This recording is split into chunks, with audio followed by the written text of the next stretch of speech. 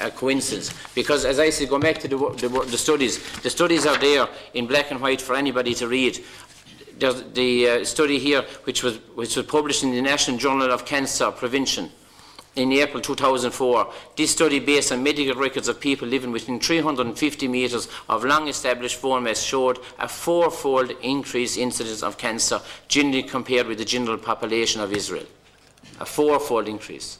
So there's higher incidence of cancer around phone masts. There's cancer clusters. It's a phenomenon that people are. I know there's a lot of causes for cancer, so don't get us wrong that we're blaming everything on the phone mast for cancer. But there is a common occurrence that there seems to be a higher incidence in pockets where there is phone mast. My own community can tell that. There's communities in Fermoy, communities up in Meath, Navan, Dublin that can tell the same thing. Okay.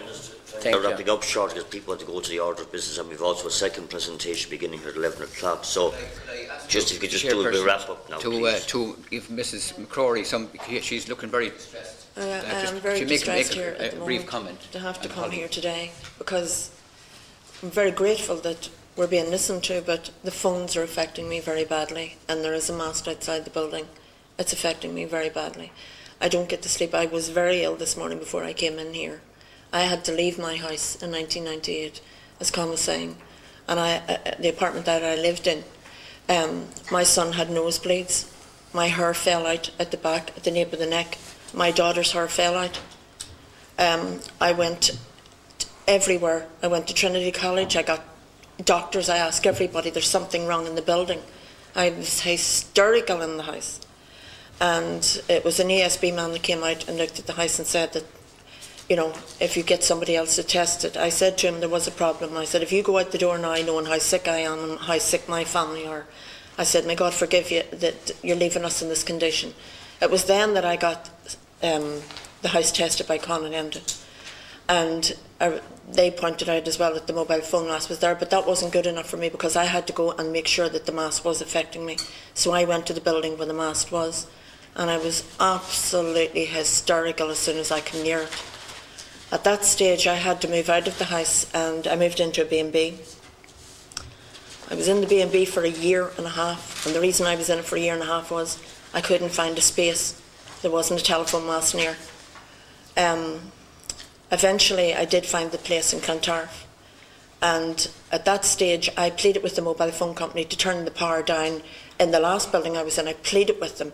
I spoke to the girl from the mobile phone company, and she assured me that there were no other people affected like this and the mobile phone couldn't affect you. I phoned Tom McManus, who was the head of telecommunications at the time, and Stephen's Hospital, and he said, I said, do you think that there's something wrong in this house? I said, could it be radiation? And he said, definitely not. He said, it could be radon gas maybe, but it's definitely not radiation. And I said, well, how do you know? Because you don't even know where I live. You know, he didn't know the building I was talking about. And then I said, no, I was very suspicious of that. It was only really when I moved into the B&B, as I say, and then I got the other house. My children's health deteriorated, my health deteriorated. Even now, I moved into the house and slept for a while, and I didn't go outside the door because I couldn't cope with the mobile phone mast outside the house. I can't allow anybody near the house with a phone, because the phone, if I'm very bad, I shake with it. The other thing that happened was that the mast made me electrically sensitive, in that it conducts with the electric. And all plugs, all heating have to be turned off in the house. I had to take that house because it was free from signal. And then after a while of sleeping in it, one night I got up. My daughter was sick, I was sick, I was hysterical again. I phoned Con, I said, there's definitely another mast here. And everyone said, no, there's no mast around. I said, there is, it's all the same again as it was in the apartment. And then, when it came down, the bar across the road from me had it hidden underneath the windows, and I could feel it. And I can't leave this house now. I actually was leaving the house to sleep in a car at night, believe it or not, with my children, my family, up the road at the clinic in Vernon Avenue. And then the neighbour I had to tell the neighbours I was sleeping there because they were wondering why we were sleeping in the car. We were nearly attacked a few times. And the neighbour said that, unfortunately, the clinic that you're at, they're putting a mast over the clinic.